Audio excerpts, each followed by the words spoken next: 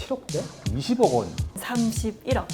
원래 이 방송에서는 특정 단지를 찍어드리지는 않는데 딱 눈에 띄는 단지가 하나 보이더라고요. 어떤 연지? 이거는 방송에서 빼야 되는 거 아니에요? 그러게요. 이슈를 알면 집이 보인다. 빠숑이 파헤쳐보는 부동산 핫 이슈. 안녕하세요. 저는 스마트튜브 김학열 수장입니다. 안녕하세요. 내 집 마련을 위해서 발로 뛰는 프로 임장러 박성의 헐헐입니다. 임장의 여신이라고 통하죠. 가장 임장을 잘하시고 가장 아름다우시고 아무튼 최근엔 또 베스트셀러 작가로서도 맹활약 중이신 공중파 TV에도 나오시잖아요. 아, 네. 아무튼 이런 헐헐님과 같이 진행을 하기 위해서 저도 굉장히 기쁘고 영광입니다. 오늘 저희가 이 첫 프로그램을 찾게 되는데요. 네. 타이틀을 한번 같이 외치면서 한번 시작해 볼까요? 그럴까요? 네. 울트라 빠숑 부동산 핫 이슈! 핫이슈! 하루에도 수십 개씩 부동산 뉴스들이 쏟아지죠.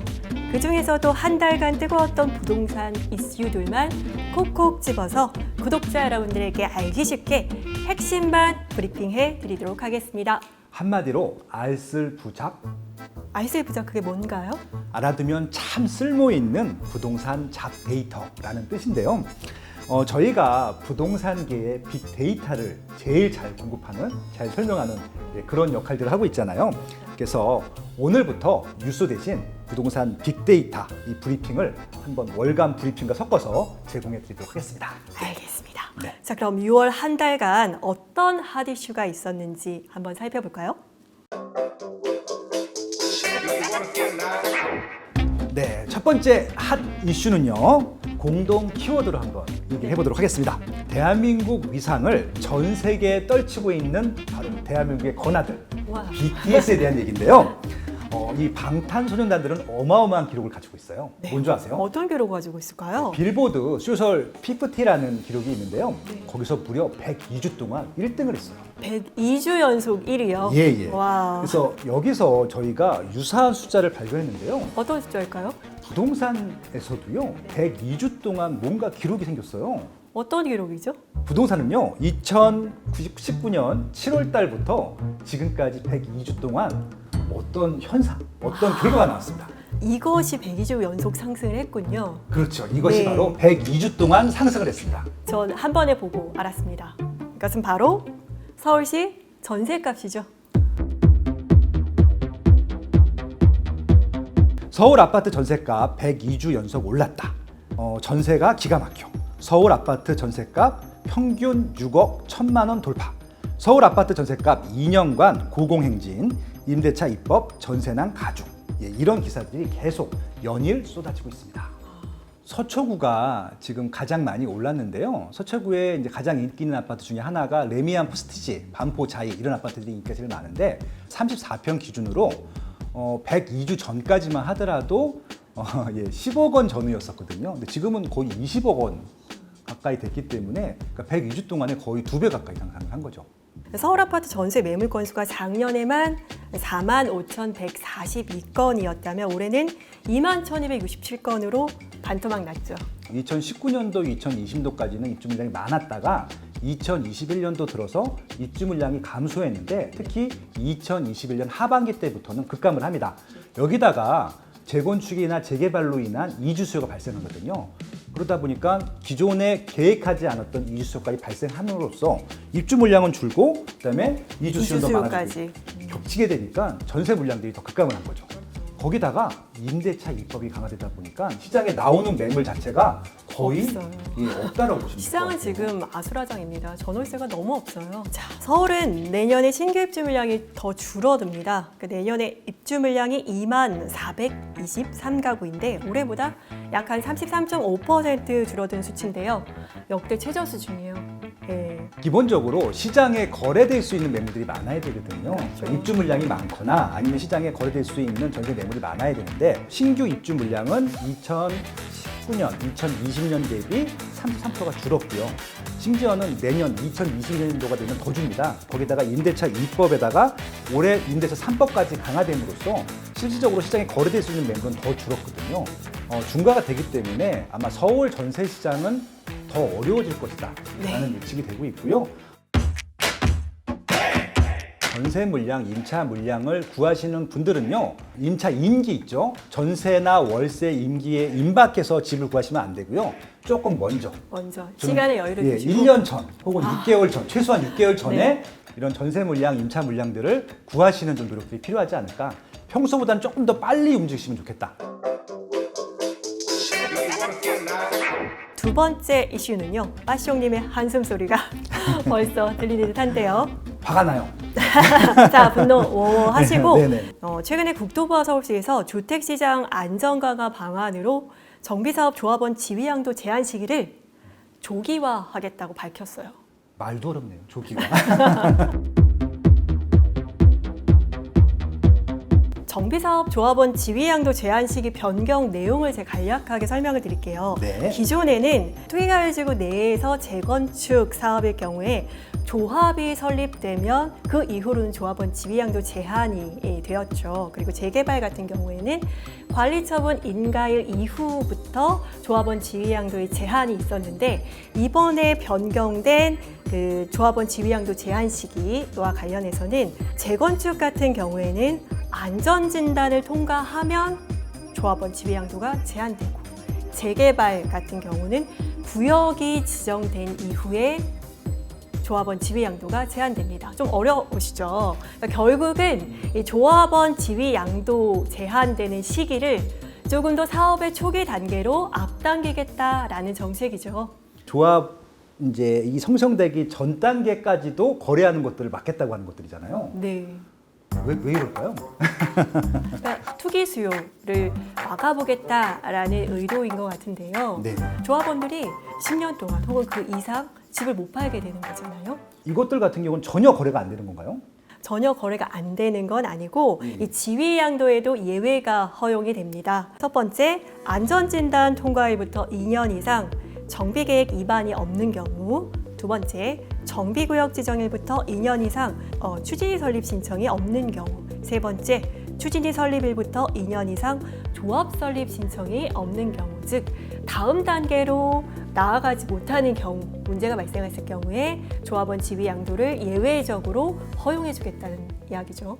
제가 예외 규정들을 좀 찾아봤는데 네. 10년 보유하고 5년 거주한 물건들은 거래를 할 수 있다라고 들었는데 그건 그렇죠. 맞나요? 10년 보유 앤드 5년 거주, 이 두 가지가 맞아야 되고요. 네. 그리고 매도하시는 조합원이 1주택자여야 합니다. 굉장히 까다로운 조건이죠. 그러면 이제 제가 상식적으로 네. 내가 1주택자인데 그 재건축 물건만 갖고 있잖아요. 10년 보유 5년 거주를 했으면 재건축 아파트를 새 아파트로 만들어서 새 아파트로 들어가고 싶지 않을까요? 그렇죠. 새 아파트로 팔기가 만무할 것 같은데 그런 분들이 시장에 매물로 내놓는다? 특별한 사유가 아니면 거의 내놓을 가능성이 없잖아요. 매물 자체가 품귀 현상을 이룰 수밖에 없는 상황이죠. 그 재료도 이렇게 나왔더라고요. 상속 내지 해외 이주라고 되어 있는데 상속은 본인이 죽는 거예요. 해외 이주는 그러네요. 이미 돼가는 거고요. 네. 그러니까 결국은 거의 매물이 없다는 얘기잖아요. 그렇죠. 근데 이게 한 10년 정도가 기본적인 목표인데 10년 동안 진행되는 경우는 없고 네. 한 15년, 20년 동안 진행이 될 경우도 있잖아요. 그렇죠. 그럼 이 재건축 물건들은 살 수가 없는 거네요. 결국은 거의. 그렇죠. 사기도 어렵고 네. 또 매물을 급할 때 집을 반드시 팔아야 되는 사정이 있는데 팔 수 없는 상황이 오게 된다는 거죠. 말이 안 되는. 한숨이 제가 안 나올 수가 네. 없겠죠. 그렇습니다. 와, 똑같나요? 다른가요? 와, 이거 보고 계신 사진들이 공통점이 어떤 건지 아시겠어요? 바로요. 네. 같은 아파트인데 와. 비포, 애프터 사진이에요. 기사 헤드라인 한번 살펴볼까요? 재건축 규제에 늘어나는 노후 주택에 리모델링 뜬다. 전국 리모델링 열풍. 역대 최대 강남 리모델링 대형 건설사 눈치전 치열. 2021년 11월이죠. 11월에 개포 우성 9차 아파트가 리모델링을 통해서 공사를 완료하고 입주를 하게 되는데요. 사업 승인이 2018년 3월에 났는데 이때는 시세가 13억이었습니다. 그런데 현재 시세로 얼마일 것 같으세요? 기존에 네. 2배 올라간 것들을 반영해 보면 한 20억 정도 되지 않을까요? 20억이요. 현재 시세가 27억에다가 추가 분담금 4억까지 합하면 네. 시세로 따지면 31억.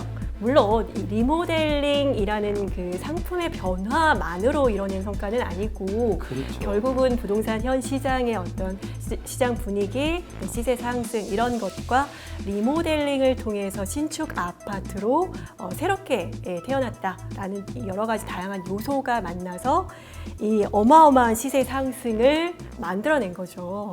재건축 단계가 좀 많이 단계마다 좀 브레이크가 걸리고 있잖아요. 그렇죠. 최근에 또 강화된 규제 같은 경우 때문에 더 브레이크가 걸리고 있는데 리모델링 같은 경우는 아무래도 재건축 규제에서 비껴나 있어요. 네. 재건축을 하려고 그러면 기본적으로 30년이 지난 후에 그다음부터 본격적으로 시작을 하는 것들이거든요. 그러면 아무리 빨라도 지금부터는 한 40년 정도 걸리는데 리모델링 같은 경우는 일단 15년 차만 지나게 되면은 재건축보다 단계가 좀 짧아서 네. 빨리 진행될 수 있어서 그렇죠. 저처럼 성질 급한 사람들은 더 네. 좋아할 것 같고 네. 지금 이제 30년 넘은 아파트들도 많지만 30년이 안 된 아파트가 굉장히 많거든요. 그렇죠. 저희가 90년대, 2000년도에 입주한 아파트가 굉장히 많기 때문에 그 단지들은 지금 리모델링 단계에 다 와 있어요. 네. 대표적인 단지가 일기 신도시예요. 네, 일기 신도시. 예, 분당, 일상, 중동, 3번, 그다음에 평촌까지 이 일기 신도시들 같은 경우는 일기 신도시 내에서 재건축을 진행하기에는 최소한 15년 정도는 더 필요할 것 같은데 리모델링은 지금 추진하는 단계도 있고 네. 아마 성공하게 되면 굉장히 많은 단지들이 더 관심을 가질 것 같아요. 맞습니다. 네. 현재 수도권에서 조합 설립을 완료하고 리모델링 추진 중인 단지는 총 61곳, 2019년 말에 37개 단지 23,935세대인 것과 비교하면 약 60%가량 증가한 수치입니다. 와, 그러면은 이 시장에서도 리모델링이 조금 더 사업성도 나쁘지 않다, 괜찮다라는 것들을 알고 있었다는 것 같아요. 리모델링이 뜨는 건 알겠는데 제일 궁금한 건 이거 같아요. 재건축이 좋다는 거야? 아니면 리모델링이 좋다는 거야? 제가 내린 결론은 둘 다 좋다. 중요한 것은 네. 어떤 게 더 빨리 가느냐더라고요. 지금 시장에 필요한 건 새 아파트지 재건축 리모델링 이거 중요한 게 아니에요. 어디가 더 먼저 제공하는지 그게 더 중요한 것 같습니다. 그렇습니다. 네. 원래 이 방송에서는 노골적으로 이렇게 특정 단지를 찍어드리지는 않는데 네. 최근에 답사를 다녀오시고 임장을 다녀오셨잖아요. 네. 예, 그래서 특히 또 리모델링 단지 위주로 돌아다니셨다 네. 들었습니다. 그래서 이건 아마 어디서도 들을 수 없는 정말 최신 정보일 텐데 2021년 하반기 좀 주목해 볼 만한 리모델링 단지 좀 추천해 주실 수 있나요? 송파 권역을 주목하세요. 송파 권역이면 송파구? 네. 그럼 강남 3구니까 강남이네요. 네, 강남 송파구에 리모델링으로 진행되고 있는 단지들이 굉장히 많이 있고 하나도 아니고 많아요? 많습니다. 오. 그리고 네. 헬리오시티 바로 맞은편에 있는 성지 아파트라고 있는데 성지 아파트는 대한민국 최초로 수직 증축으로 리모델링을 진행하는 아파트입니다. 수직 증축이라고 하면은 기존의 층수보다 높아지는 거네요. 그렇죠. 층수를 높이는 거예요. 그래서 실제로 일반 분양 나오는 물량도 이제 분양으로 시장에 나오게 되고요. 그렇게 되면은 이 헬리오시티 재건축으로 탄생한 헬리오시티와 바로 맞은편에 물론 규모는 다르긴 하지만 리모델링으로 탄생한 이 성지 아파트가 시세 차이가 어느 정도까지 따라갈 수 있는지 한번 눈여겨보시면 흥미있으실 것 같습니다. 이번 이슈는요, 여러 커뮤니티 댓글로 먼저 확인해 보겠습니다. 네.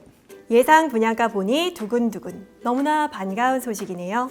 서울 거주 추천 말고는 답이 없죠. 유유.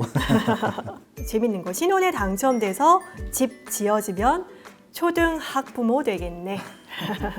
중등 학부모가 될 수도 있어요. 아, 그런가요? 하루도 이 뉴스가 나오지 않는 적이 없었던 것 같습니다. 7월 15일 날부터 시작을 하잖아요. 네. 바로 3기 신도시 사전 청약입니다. 와. 사전 청약이라는 게 좀 생소하실 수도 있는데요. 본 청약의 1, 2년 전에 미리 아파트 입주자를 뽑는 거라고 보시면 돼요. 7월부터 12월까지 4차례에 걸쳐서 인천, 계양, 하남, 교산 등의 약 3만 가구가 공급됩니다. 자, 3기 신도시 사전 청약 공급 물량 중에서 14,000가구, 거의 절반이 신혼희망 타운으로 공급되는데요. 정부가 혼인과 출산을 장려하기 위해서 1년 안에 결혼할 예비 신혼부부, 혼인기간 7년 이내이거나 6세 이하 자녀가 있는 사람, 한부모 가족 등을 대상으로 공급하는 공공분양주택이죠. 전용 면적 60제곱미터 이하 주택을 인근 시세의 70에서 80% 수준으로 공급합니다. 조건에 해당되는 분들 이제 모두 주목해 주세요. 사전 청약 기본 조건은 무주택 세대 구성원, 수도권 거주자, 주택 청약 종합저축 가입 6개월 이상, 자산 2억 1,550만 원, 자동차 3,496만 원 이하, 신혼부부 생애 최초는 도시 근로자 소득 130%, 맞벌이는 140% 이하. 신혼 희망타운의 가장 큰 매력이라면 신혼부부 혹은 한부모 가정이 대상이어서 경쟁률이 상대적으로 낮고 1%대 고정금리로 분양가의 최대 70%까지 대출이 가능하다는 점이 아닐까 그렇게 생각을 합니다. 1%대 네. 70%까지. 최근에 그 사전 청약 지역 선호도 조사를 했는데 3기 신도시 사전 청약 지역 중에서 1위가 어딘 줄 아세요? 저 알 것 같아요. 어디예요? 그것은 바로 하남 교산지구 아닌가요? 딩동댕. 와. 거기가 왜 인기가 많았을까요? 교산지구가 아무래도 인근 택지지구가 이미 조성이 되어 있잖아요. 네. 위쪽으로 미사, 아래쪽으로 위례라든지 가밀지구 이렇게 택지지구 조성이 되어 있고 강남권에 가깝습니다. 거의 송파 생활권이다라고 할 수 있을 정도로 강남권에 가깝고 그래서 이런 편리한 어떤 교통도 예상이 되죠.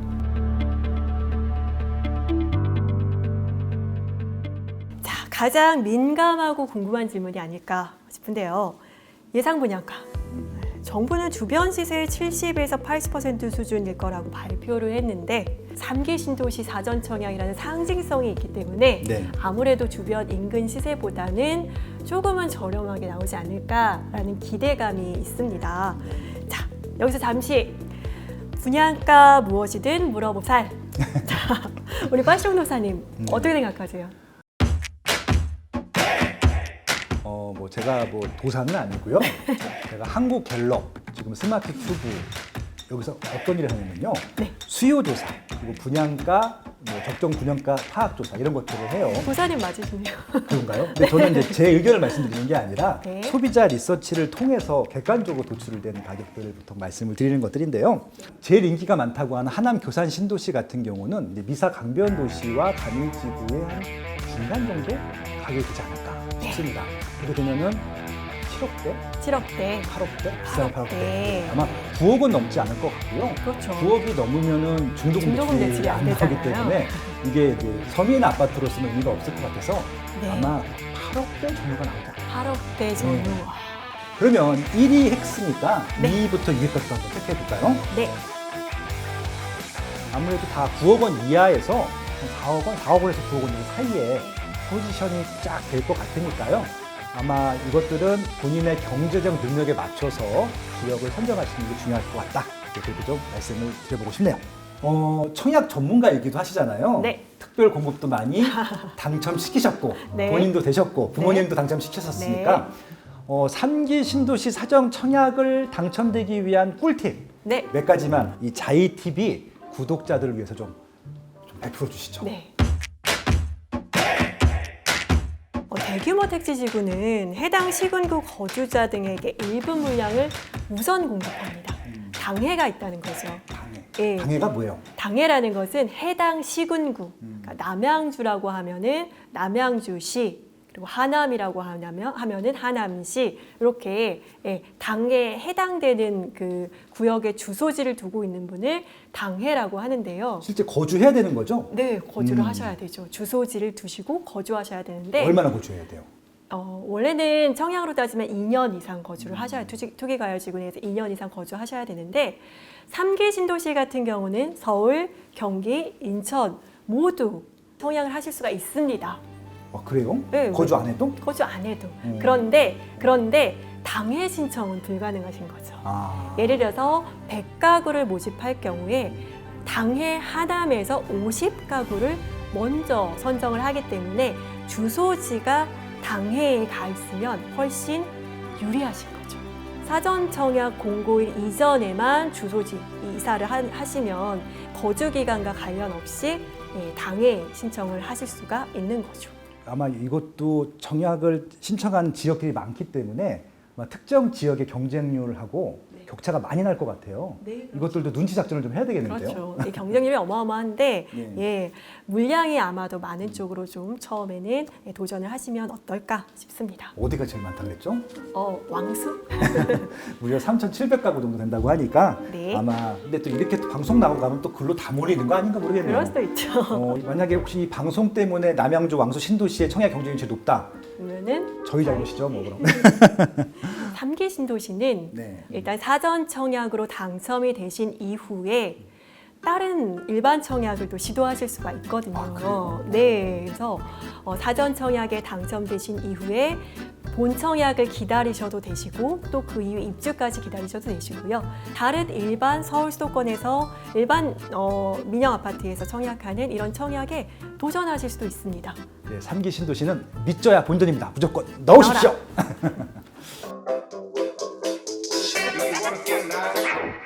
6월의 마지막 이슈는요. 2021년 하반기 주목해야 할 분양단지는 어디일까?입니다. 제가 말씀을 드리고 싶은 것은 지금 시점도 중요하지만 미래 가치가 올라갈 수 있는 지역들, 지금 산 가격보다 5년 후, 10년 후에는 분명히 올라갈 수 있는 지역들을 한번 눈여겨보자라고 제안을 드렸던 것들이죠.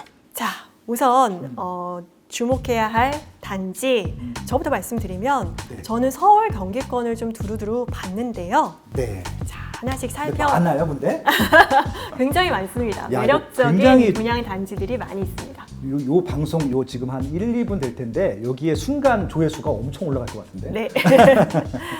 네, 말씀해 주시죠. 네. 먼저 서울입니다. 둔촌 주공 아파트를 재건축하는 둔촌 올림픽파크 에비뉴 볼에 행당 7구역, 장위 4구역, 장위 10구역, 이문 1구역, 문정 136 재건축, 대조 1구역, 은평 대방 노면드 1차. 그리고 경기로 갑니다. 네. 자, 광명 2구역, 광명 5구역, 안양 진흥 아파트, 의왕 내손 4구역, 의왕 오전 나구역, 하남의 C구역. 자, 그리고 인천으로 갑니다. 계양 1구역, 주안 10구역. 기타 여러 주목해야 할 단지들이 많이 있는데요. 네. 야, 지금 손가락 세 대가 제가 까먹었어요. 일단은 네. 굉장히 많네요, 생각보다. 하반기에 분양하는 단지들이 많이 있죠. 지금 말씀해 주신 단지들은 너무 다 좋은 단지들 같아요. 각 지역에서는 기다리는 단지들이기도 하고요. 그렇죠. 수도권 외의 지역에 빠쇼님 전년도에 네네. 대한민국에서 집값이 가장 많이 오른 곳이 어딘지 아세요? 집값이 가장 많이 오른 곳? 네, 서울은 아닌 것 같고 많이 올라서 경기, 세종시이죠. 아, 세종시에서 추천해 주실 만한 단지가 있다고 하셔서 미래 가치를 따지실 때, 현재 가치를 따지실 때 제일 중요한 게 뭐냐면은 지금 얼마에 분양하는지가 중요한 게 아니라 결국은 지금 가격에도 대기 수요자들이 있는지를 봐야 됩니다. 그 대기 수요자가 있는지를 보려고 하면요, 그 지역에 미분양이 있는지를 봐야 되거든요. 네, 전국에 17개 광역 지자체가 있는데요, 미분양이 없는 지역이 딱 한 군데 있어요. 그것은 바로 어디인가요? 세종시입니다. 세종시군요. 서울도 미분양이 있거든요. 그렇게 네. 수요가 많다고 하는데 세종시는 단 한 세대도 없어요. 와, 정말 매력적인 도시네요. 근데 세종시 하면 이게 늘 공무원분들이 특별 네. 공급으로 많이 가져가셨어요. 가져가셨죠. 특별 공급을 많이 가져가시는 바람에 일반 분양분이 좀 적었었거든요. 네. 근데 최근에 제도가 바뀌었다고 제가 들었어요. 네, 맞나요? 네, 맞습니다. 공무원 특별 공급이 일정 부분 좀 줄어들었어요. 그래서 이 부분이 일반 분양 물량으로 돌아가기 때문에 와, 그건 굉장히 큰 호재네요. 일반 그렇죠. 청약을 기다리시는 분들한테는 굉장히 네. 대형 호재네요. 더군다나 세종시 같은 경우는 이런 신도시 택지 개발지구이기 때문에 브랜드가 많지 않았어요. 처음에 이제 2군 브랜드 이군 시작했는데 브랜드가? 최근에는 이제 분양이 잘 되다 보니까 1군 브랜드들이 들어왔거든요. 나중에는 아무래도 1군 브랜드 단지들이 프리미엄이 좀 더 올라갈 것으로 보여요. 그래서 이런 기준들을 좀 종합적으로 고려했더니 딱 눈에 띄는 단지가 하나 보이더라고요. 어떤 단지가 보이세요? 세종자이가 보이더라고요. 세종자이더시티가 네. 대단지로 이제 들어올 예정이죠. 네. 7월에 분양할 예정으로 알고 있어요. 아마 뭐 네. 저희가 걱정을 할 필요가 없이 분양이 네. 완판이 될 텐데 네. 제가 보는 것들은 과연 몇 대의 매수로 분양이 될 것인가. 그리고 이 자이더시티 같은 경우에는 추천 물량이 있습니다. 진짜요? 네, 중대형 평형이 있거든요. 대형이 있구나. 네, 그래서 또 특히 세종시가 청약에 있어서 굉장히 매력적인 점이 있습니다. 뭔가요? 네, 전국구 청약이 가능한데요. 아, 광역 네. 청약이 가능하구나. 네, 세종시에서 한 50% 정도 미리 뽑고요. 그 외에 광역시, 기타 지역에서 주소지가 세종에 되어 있지 않더라도 청약에 도전하실 수가 있는 거죠. 이거는 방송에서 빼야 되는 거 아니에요? 그러게요. 저희끼리. 경쟁률이 올라갈 것 같은데. 네. 6월은 부동산 시장에서는 가장 중요한 한 달 중에 하나입니다. 6월 1일이 재산세 부과 기준이기 때문에 그런 측면으로도 의미가 있지만 하반기 부동산 시장을 또 새롭게 시작하는 또 한 달로서 굉장히 의미가 있는 한 달이었었고요. 그래서 많은 기사들이 쏟아져 나왔던 것 같습니다. 다음 한 달 기사들도 제가 내 눈으로 기다리고 있다가 잘 정리해서 다시 한번 또 팁들을 전해드리도록 하겠습니다. 와, 2021년도 어느새 절반이 지나갔습니다. 자, 남은 하반기에는 구독자 여러분 모두 내 집 마련 꼭 이루시고 행복한 투자하시기를 바랍니다. 울트라 빠숑 부동산 하디슈! 하디슈!